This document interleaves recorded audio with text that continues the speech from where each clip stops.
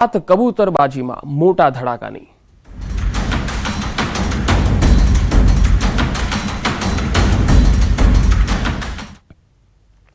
કબૂતરબાજીમાં વધુ એક મોટો ખુલાસો થયો। કબૂતરબાજીની તપાસ આંતરરાજ્ય સ્તરે પહોંચી। સમગ્ર કાંડમાં 5 રાજ્યના એજન્ટ હોવાનો ખુલાસો થયો। તપાસના તાર દિલ્હી, મુંબઈ અને ચંદીગઢ, ચેન્નઈ સુધી પહોંચ્યા છે। દિલ્હી, મુંબઈ, ચંદીગઢ અને ચેન્નઈના એજન્ટો લોકોને અમેરિકા સુધી પહોંચાડતા હોવાનો ઘટસ્ફોટ થયો। સીઆઈડી ક્રાઇમની તપાસમાં અત્યાર સુધીમાં 15 જેટલા એજન્ટના નામ ખુલ્યા છે, જેમાંથી કેટલાક એજન્ટ અમદાવાદના હોવાનો ખુલાસો થયો, જેના પર સીઆઈડી ક્રાઇમની વોચ છે। ઉપરાંત દિલ્હી, મુંબઈ, ચેન્નઈ અને ચંદીગઢના એજન્ટ પણ હોવાનો ખુલાસો થયો છે।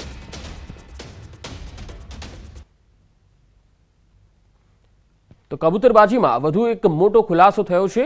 આ કબૂતરબાજીની આખી રેકેટની અંદર આંતરરાજ્ય સ્તરે પહોંચી છે, કારણ કે માત્ર ગુજરાતના જ એજન્ટો નથી, અન્ય રાજ્યોના પણ એજન્ટો તેમાં સામેલ હતા। ये जो रूट बाबत एक इंटरेस्टिंग माहिती जे सामे આવી છે એ રૂટ અલગ અલગ વખતે બદલાય છે।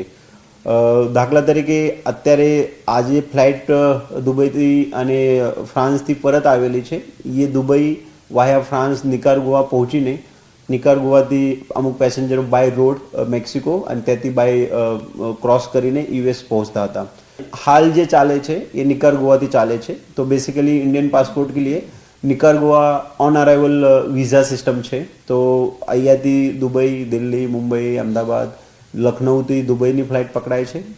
दुबईमां अमुक समय राह जोवामां आवे छे अने ज्यारे आगळ जवानी निकारागुआनी फ्लाइटनी व्यवस्था थाय छे त्यारे ए लोको निकारागुआ उतरीने निकारागुआथी बाय रोड निकारागुआथी क्रॉस करी मेक्सिकोथी यूएसए जाय छे। भारतमांथी जे लोको बहार जाय छे ये पूर्ण देशमांथी छे। तो लॉजिकल है कि एजेंट्स पण जे छे ए अमुक अने अलग अलग जग्याथी छे। आपणे हाल गुजरात स्पेसिफिक पेसेंजरने जे फोकस करीए छे जे गुजरातना एजेंट छे आ सेंट्रल गुजरातना अमदावाद बेस बेसिकली एना सिवाय जे अमुक मोटा मेट्रो छे, मुंबई छे, दिल्ही छे, चंडीगढ़ छे, अमदावादनी मैं कीधुं चेन्नई छे, तेना पण अमुक लोको पर अमारो वॉच छे अने तपासमां अमे अमुक माहिती पण मळीए छे। तो आज विषय पर વધુ માહિતી સાથે સંવાદદાતા નવીન ઝા જોડાયા છે। નવીન, કેવી રીતે આટલી આકરા નિયમો હોવા છતાં આ એજન્ટો વિદેશમાં લોકોને મોકલતા હતા? આટલું આસાન કેવી રીતે એ લોકોએ બનાવી દીધું અને આખો રેકેટ પણ સુમસામ રીતે ચાલતું હતું? પંકજ, જે રીતે પોલીસની અને ઇમિગ્રેશનની તપાસ વધે છે તે રીતે એ લોકો રૂટ પણ બદલતા હોય છે। જે રીતે સામે આવ્યું છે કે એ લોકો પહેલા યુરોપથી મેક્સિકો અથવા ઉઝબેકિસ્તાનથી, ટર્કીથી એવી રીતે મેક્સિકો પહોંચતા હતા, પરંતુ હવે આ નવો એક જે રસ્તો છે નિકારાગુઆ, એ નિકારાગુઆ સુધી તે લોકો મતલબ કે ત્યાં ઓન અરાઇવલ વિઝા છે, તો ઓન અરાઇવલ વિઝાના આધારે તે લોકો ત્યાંથી મેક્સિકો અને ત્યાંથી પછી અમેરિકામાં ઘૂસતા હતા। હવે સૌથી મોટી વાત એ છે કે જે હવે તપાસનો સૌથી મોટો વિષય એજન્ટો પકડાશે, પરંતુ આની અંદર જે રીતે ન્યૂઝ એટીને સૌથી પહેલા બતાવ્યું હતું કે ઇન્વેસ્ટર છે, એટલે ઇન્વેસ્ટરને પકડવાની કામગીરી કરવામાં આવી રહી છે અને તેની ધરપકડ બાદ મોટો ખુલાસો થઈ શકે છે કે તેને કેટલા લોકોને આવી રીતે મોકલી ચૂક્યા છે। સાથોસાથ દુબઈની અંદર જે રીતે દુબઈની અંદર રિટર્ન ટિકિટની એક સ્કીમ હોય છે કે આપણે દુબઈ જવું હોય તો રિટર્ન ટિકિટ બતાવવી પડે, તો આ લોકો જે છે રિટર્ન ટિકિટ કેન્સલ કરી દીધા પાછળથી। તેથી પોલીસ એ પણ તપાસ કરી રહી છે કે અત્યાર સુધીમાં કેટલા ટિકિટો કેન્સલ થયા છે। ડેટા ખૂબ જ મોટા હશે, સમય લાગશે, પરંતુ તેની અંદર પણ ખુલાસો થશે કેટલા લોકો આવી રીતે ગેરકાયદેસર પહોંચી ગયા છે। તો તમામ મુદ્દાઓ છે તેને લઈને તપાસ તેજ કરવામાં આવી છે। ચંડીગઢ, મુંબઈ, દિલ્હી, ચેન્નઈ તમામ જગ્યા પોલીસની ટીમ જે છે તે કામે લાગી છે। પંકજ જી નવીન, આભાર માહિતી આપવા માટે।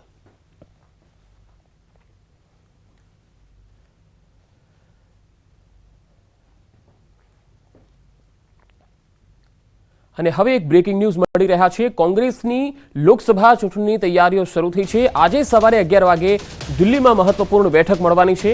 કોંગ્રેસના તમામ મહાસચિવો, પ્રભારીઓ અને પ્રદેશ પ્રમુખો ઉપસ્થિત રહેશે। બેઠકમાં લોકસભા ચૂંટણીની રણનીતિ અને સીટ શેરિંગ પર ચર્ચા થઈ શકે છે। બાદમાં જે 14 રાજ્યોમાં ભારત ન્યાય યાત્રા પસાર થશે ત્યાંના પીસીસી અધ્યક્ષ અને સીએલપી નેતાઓ સાથે વાત કરીને ભારત ન્યાય યાત્રાનો રૂટ બનશે। ભારત ન્યાય યાત્રાના લોગો અને ડિઝાઇન આજે જાહેર થઈ શકે છે। આજે કોંગ્રેસ ચૂંટણી ઢંઢેરા સમિતિની પણ બેઠક છે। 16 સભ્યોની કમિટીના કન્વીનર પી ચિદમ્બરમની અધ્યક્ષતામાં ચૂંટણી ઢંઢેરાની તૈયારી કરવામાં આવી રહી છે। વધુ માહિતી સાથે ફોનલાઈન પર સંવાદદાતા પ્રણવ જોડાયા છે. પ્રણવ, કોંગ્રેસની લોકસભાની ચૂંટણીની તૈયારીઓ આજથી શરૂ થઈ હોય એવું દેખાઈ રહ્યું છે. કેવી હશે રણનીતિ કોંગ્રેસની? પંકજ, એ માની શકાય કે કોંગ્રેસ પાર્ટી બે મહત્વપૂર્ણ મુદ્દાઓ સાથે આ બેઠક આજે મળવા જઈ રહી છે. પ્રથમ મુદ્દો એ રહેશે કે લોકસભા ચૂંટણીમાં કોંગ્રેસ પાર્ટીનું પરફોર્મ કઈ રીતનું રહેશે. લોકસભા ચૂંટણીની અંદર જે સ્ટેટની અંદર જે પ્રદેશ પ્રમુખો અને જે પ્રભારીઓ તરફથી જે કામગીરી થઈ છે તેનું એનાલિસિસ કરવામાં આવશે.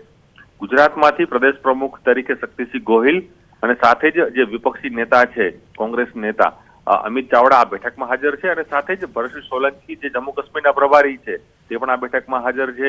એ જ રીતે દીપક બાબરિયા જેઓ હરિયાણા દિલ્હીના પ્રભારી છે તે પણ આ બેઠકમાં હાજર છે અને સાથે જ જિગ્નેશ મેવાણી જેઓ હાલ જે કોંગ્રેસ કમિટીનું જે મેનિફેસ્ટો છે તેના તેઓ સભ્ય છે. એટલે આ તમામ ગુજરાતના જે દિગ્ગજ નેતાઓ છે તે બેઠકમાં હાજર રહેવાના છે. આ બેઠકમાં મહત્વપૂર્ણ વાત એ છે કે લોકસભા ચૂંટણીમાં કઈ રીતની કામગીરી, કયા મુદ્દાઓ સાથે પ્રજા સમક્ષ જવું તે મુદ્દા રહેશે અને સાથે જ મણિપુરથી જે યાત્રા નીકળવાની છે રાહુલ ગાંધીની ફરી એક વખત, તો જે યાત્રાની અંદર કઈ રીતનો રોડ મેપ રહેશે, એ યાત્રામાં કયા મુદ્દાઓ રહેશે, ગુજરાતમાં ખાસ કરીને વાત કરીએ ગુજરાતની અંદર એ યાત્રા કયા કયા વિસ્તારમાંથી ફરશે, એનો આખો જે ડ્રાફ્ટ છે તે પ્રદેશ ગુજરાત કોંગ્રેસ સમિતિ છે તે દિલ્હી હાઈકમાન્ડને આપશે.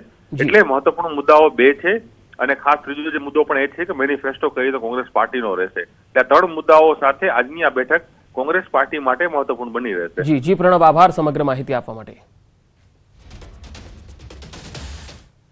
આગળ વધુ સમાચારો પર નજર કરીશું. હાલ રોકાઈશું એક બ્રેક માટે.